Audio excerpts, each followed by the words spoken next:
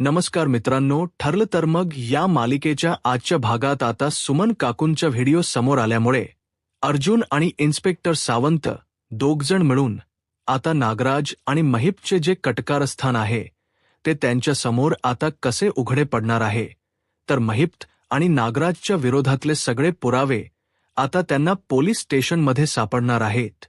जेव्हा नागराज हा महिपला आता भेटायला येणार तेव्हा मात्र नेमकं पुढे काय घडणार आहे, त्याचबरोबर आता इथे या सगळ्या गोष्टी घडल्यानंतर अर्जुनला सुमन काकूचा पत्ता समजल्यावर अर्जुन हा सुमन काकूंकडे पोहोचून तिची सुखरूप सुटका करून घरी आणणार. त्यावेळेला आता नागराजच्या सोबतच आता प्रियाचे देखील अब्रूट धिंडोडे सुमन काकू सगळ्यांसमोर काढणार आहे. प्रिया नेमकं काय करते नागराजच्या सोबतीला तीही तेवढीच जबाबदार आहे. त्याचबरोबर ती तन्वी नसल्याच सत्य हे सुमन काकू सगळ्यांसमोर आता उघड करणार आहे.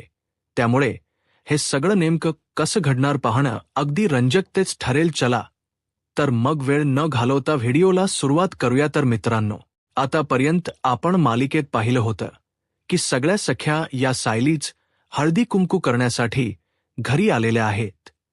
याचबरोबर त्यांना म्हणजेच जी भूमी आहे ती शिथाफीने अगदी नागराज काकाच्या मोबाईल मधला व्हिडिओही बघते, कारण तिला माहीत असतं की सुमन काकू ही किडनप आहे आणि सुमन काकू गायब झाले आहेत. त्यामुळे आता कशा प्रकारे तिला शोधायचं याचं सत्य आता तिला कळत नसतं. त्यामुळे अर्जुन आणि सायली यांना ती बोलावते आणि तो व्हिडिओ त्याच्याबद्दलची सगळी माहिती सांगते. आता अर्जुन म्हणतो की याचा अर्थ अगदी खरं होतं की सुमन काकूने हे सगळं जे काही केले ते ती नागराज काकाच्याच पाठी होती आणि या नागराज काकानेच तिला किडनप केलेला आहे. आता हे सत्य मात्र काहीही केल्या लपणार नाही. सायली म्हणते की पण अर्जुन सर, आपण जर सरळ सरळ नागराज काकांना विचारायला गेलो ना तर ते सत्य सांगणार नाही. त्यामुळे आपल्याला काहीतरी तोंड बंद करून त्यांना विचारायला लागेल, म्हणजे आपल्याला काहीतरी युक्ती करावी लागेल.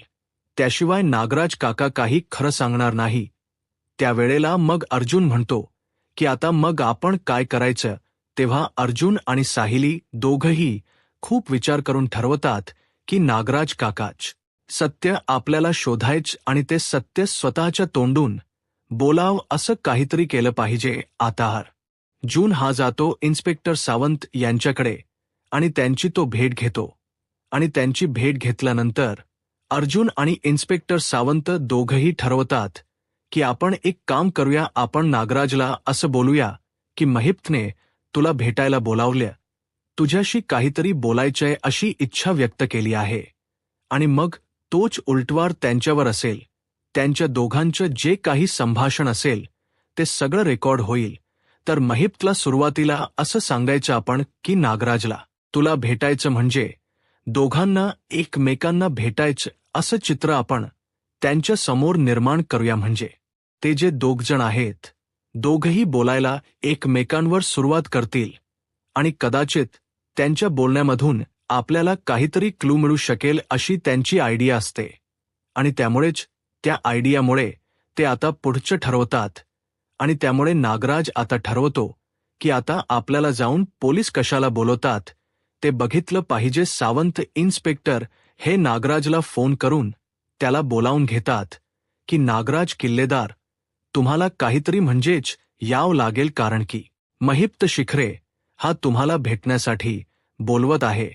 त्याला तुमच्याशी काहीतरी महत्वाचं बोलायचं असत याला सांगतोय तो. तेव्हा मग आता नागराजला मात्र टेन्शन आलेलं असतं की महिपला नेमकं काय बोलायचं असेल, कशाबद्दल तो हे सगळं करत असेल. त्यावेळेला महिप आता त्यालाही असं वाटत असतं की नागराज काहीतरी बोलवतोय, म्हणजे इथे दोघांसमोरही चित्र वेगळं निर्माण झालेलं असतं. तर नागराज आता पोलीस स्टेशनमध्ये येतो आणि पोलीस हे नागराजला म्हणतात की तुम्ही जाऊन आतमध्ये महिप शिकलेला भेटू शकता.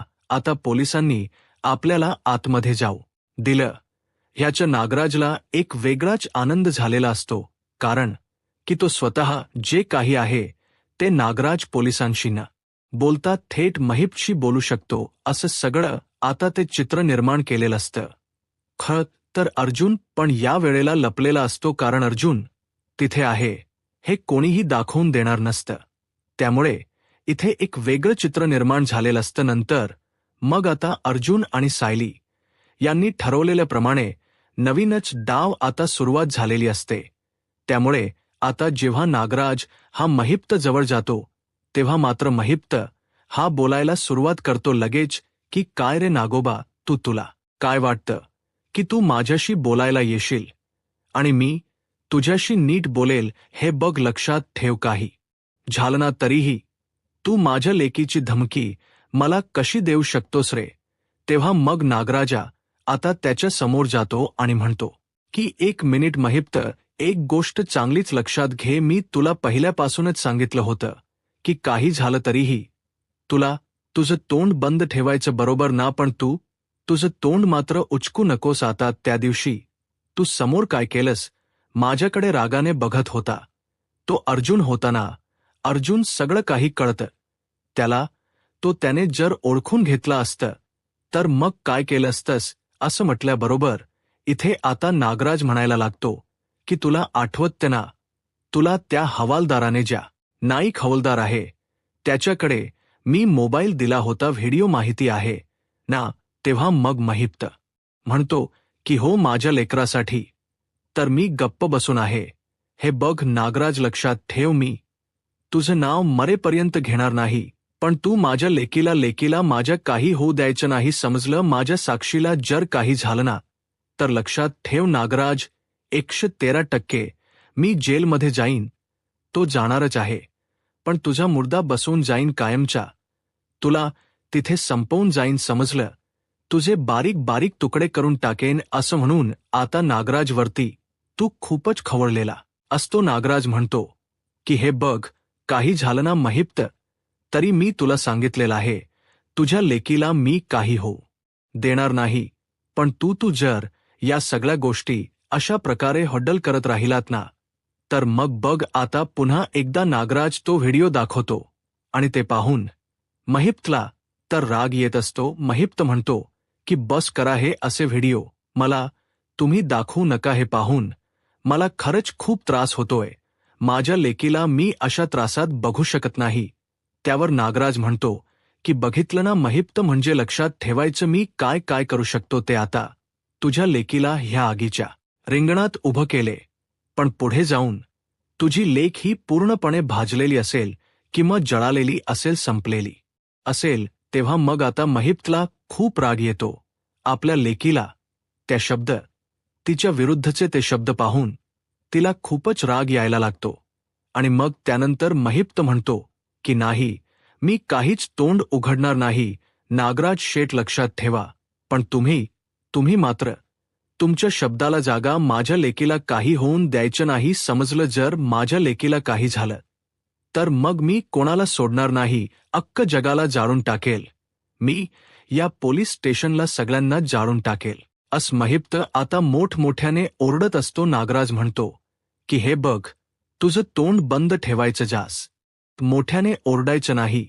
तू ह्या अशा ओरडण्याने दोघांना दाखवून देत आहेस की तू किंवा मी दोघंही एकत्र आहोत. नागराज पुढे त्याला म्हणतो की हे बघ महिप्त, एक गोष्ट लक्षात ठेव, तुला जर वाटत असेल की सुमनला मीच किडनप आहे तर तुला माहिती, परंतु हे बाहेर कोणालाही माहिती नाहीये. सुमनच जे किडनपिंग आहे ते मीच केलेलं आहे असं न भासून देता ते तू केले असं भासलं पाहिजे, समजलं? आणि सुमनच्या बाबतीत माझं नाव आलं पाहिजे नाही.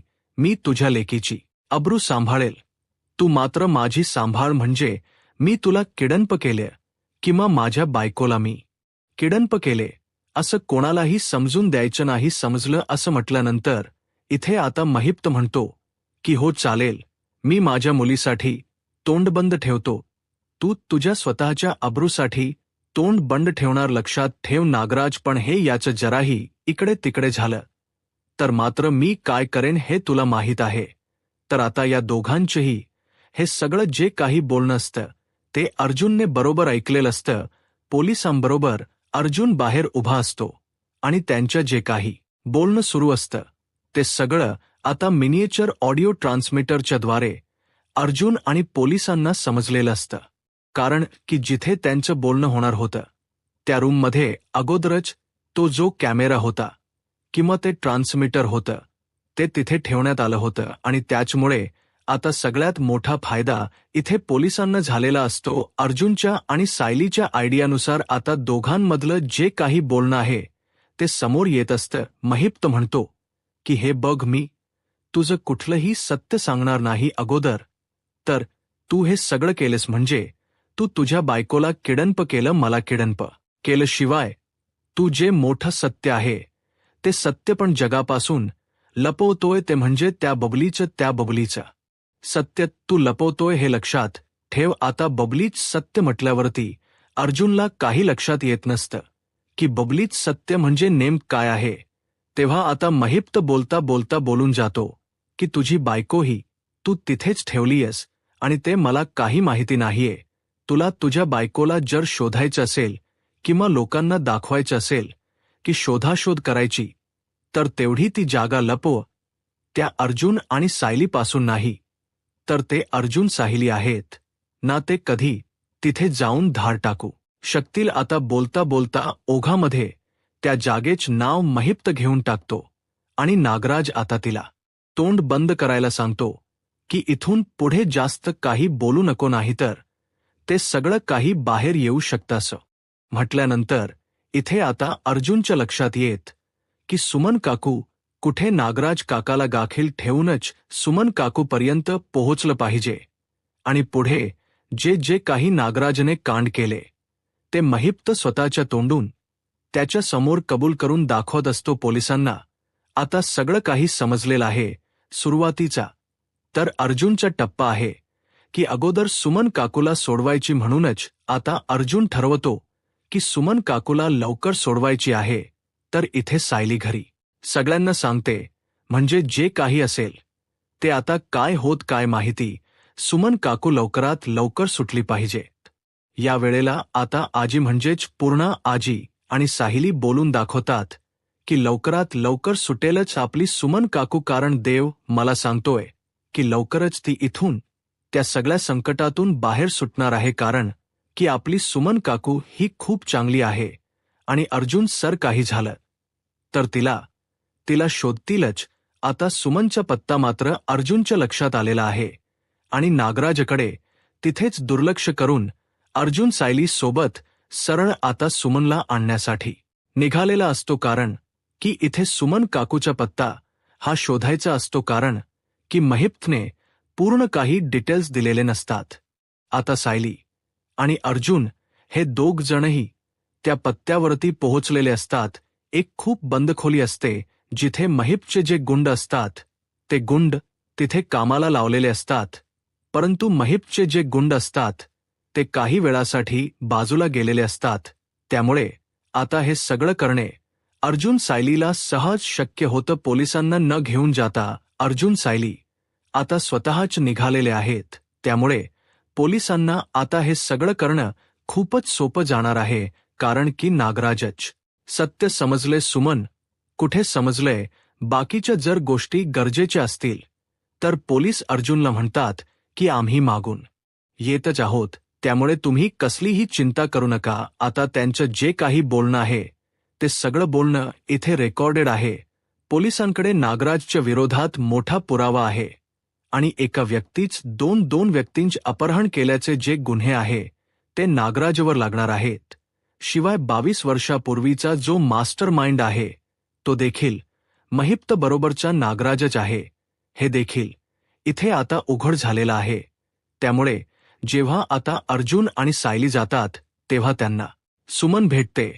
आता सुमन काकूला समोर पाहिल्यानंतर सायलीला खूपच अगदी वाईट वाटतं, कारण की सुमन काकूची अगदी बेकारवाणी अवस्थाही त्या नागोबाने केलेली असते आणि त्यामुळे आता ती अवस्था पाहून तिला खूपच वाईट वाटतं. तिला धक्काच बसलेला असतो.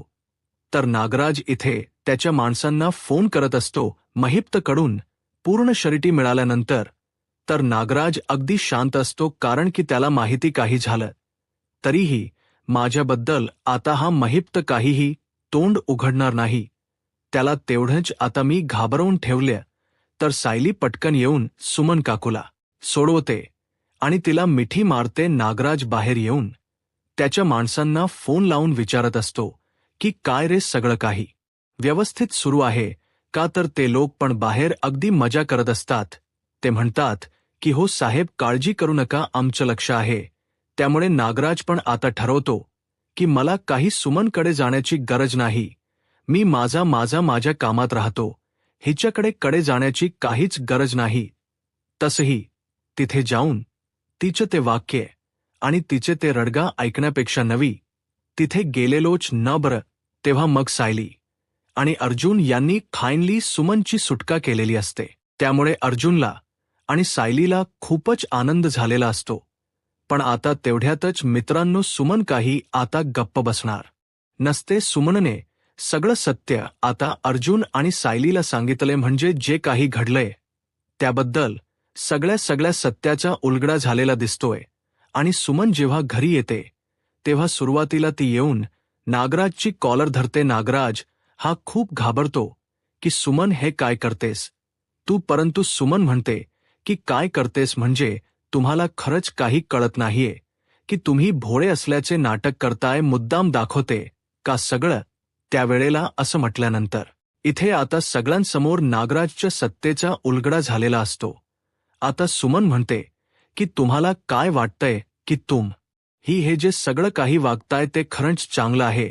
तेव्हा तुम्हाला मी सांगितलंच होतं की तुम्ही काही केलं ना तरीही तुमच्या पापांचा घडा हा भरला म्हणून समजा, पण तुम्ही माझं तेव्हा काही ऐकलं नव्हतं. सुमन म्हणते की दादा, माझी किडनपिंग करणारे दुसरे तिसरे कोणी नसून हा तुमचा भाऊ नागराज किल्लेदार हाच होता. आता हे ऐकल्यानंतर सगळ्यांना धक्का बसलेला आहे. आता सुमन ही सगळ्या बाजूने सगळी पोलखोल करायला तयार झालेली आहे. सुमन आता सगळ्यांसमोर आली, येऊन सत्याचा उलगडा करते की माझ्या बाजूने कोण होतं? तर फक्त सायली आणि अर्जुन. मला खरं खरं सांगते सायली, हे सगळं करण्याचा डाव हा या नागराजचाच होता. मी त्यांचा पाठलाग करत असताना त्यांनी मला किडनप केलं आणि किडनप करून महिप्त सोबत ठेवलं आणि महिप्त शिकरे तिथून सुटला. त्यानंतर मग तो कुठे गेला ते मला माहीत नाही, पण माझ्याकडून खूप मोठी चूक घडली की आज मी महिप्त शिकरेचे हात सोडले. तेव्हा अर्जुन म्हणतो की नको काळजी करू सुमन काकू, कारण की महिप्त शिकरे हा आता पोलिसांच्या तावडीत आहे.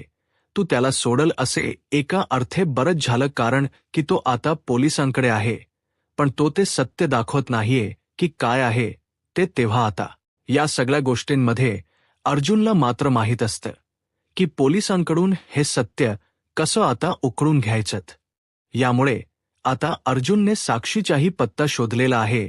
साक्षीलाही आता पोलिसांच्या ताब्यात दिले.